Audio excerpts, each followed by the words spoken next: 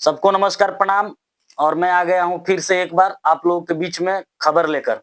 खबर क्या है कि भोजपुरी में आए दिन अश्लीलता बढ़ते जा रही है और हम भोजपुरी में एक ऐसे अभिनेता के बारे में बात करेंगे कि जो आज तक अश्लील मूवी नहीं बनाए, ना अश्लील सीन किए और ना अश्लील गाने गाए। वो तो सिंगर नहीं है, आप लोग यूट्यूब पर उनका नाम सर्च मार सकते हैं, आदित्य ओझा जी।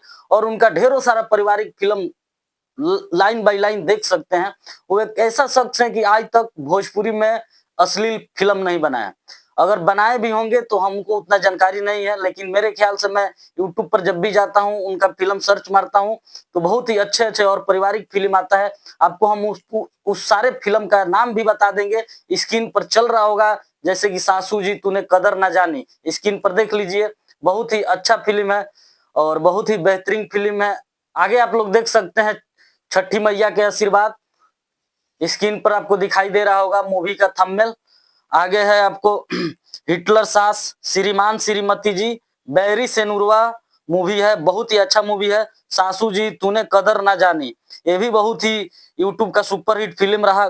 गोदियां में हुई है बलकवा, ये भी बहुत ही अच्छा पारिवारिक फिल्म है। सास का शासन, ये भी पारिवारिक फिल्म है। अंग्रेजी बहुरिया, ये भी बहुत ही जानदार फिल्म है। सिंदूरदान, इसका तो जवाब नहीं। आशीर्वाद छठी मैया के, ये सुपर हिट रहा। जय छठी मैया, उसके बाद है चना चोर गरम, उसके बाद आता है बॉर्डर फिल्म जो आप लोग देखे होंगे, जिसमें नीरव जी है, प्रवेश लाल यादव जी हैं, आदित्य ओझा जी हैं। बहुत ही सुपर हिट फिल्म रहा बॉर्डर फिल्म। और इनका वेब सीरीज भी आता है और इनका सीरियल भी आता है। सीरियल का नाम है नमक इश्क का। अभी तो चेंज हुआ होगा लेकिन हम बता नहीं सकते। बहुत ही अच्छे-अच्छे और बहुत सुंदर-सुंदर फिल्म निकालते हैं आप लोग के बीच। और एक बात और बता दें कि जो सेलिब्रिटी क्रिकेट होता है भोजपुरी दबंग, उसमें ये उप कैप्टन भी हैं और इनसे बहुत लोग उम्मीद रहती है कि आदित्य ओझा जी जब आते हैं कुछ ना कुछ नया पारिवारिक मूवी लेके आते हैं।